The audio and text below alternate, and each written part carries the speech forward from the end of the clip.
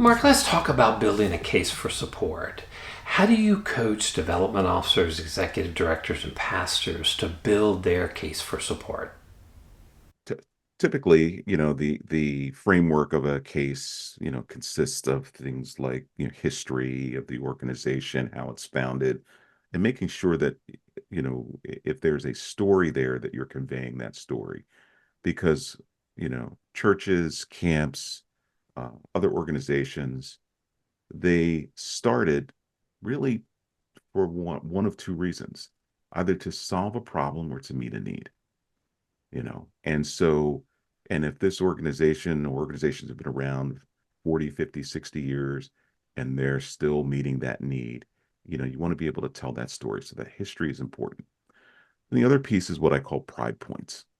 What has the organization accomplished? What are the milestones uh, as it relates to the impact that it's had on the people that are being served? Uh, and you want to talk about that in two languages. I always talk about. And it's not a language in terms of Spanish versus German.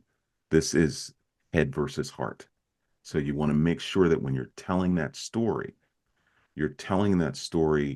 in a way that it speaks both languages, because I do believe that donors, most donors lean one way or the other. In terms of what drives decisions, are they more intellectual or cerebral? If so, then you want to be able to tell the story a bit about your organization that speaks to that. That could be data around outcomes. That could be information around your fiscal soundness as an organization. The heart side are those folks that are driven more by emotion. So they're not going to care that much about the financial, the fiscal aspect of it. They're going to want to see and hear from the people who are being served. Testimonials, whether it's a video testimonial or a written testimonial, or in the process of building the relationship, being introduced to somebody who has been a benefactor of that mission. That is aspects of the case that we need to make sure that we take into consideration. But what's most important about making the case is, again, it's about what the donor is interested in. That is critical. So often, and this is gonna been around for a while. There was a time when the case statement, right, was the biggest thing that, in preparation for a campaign.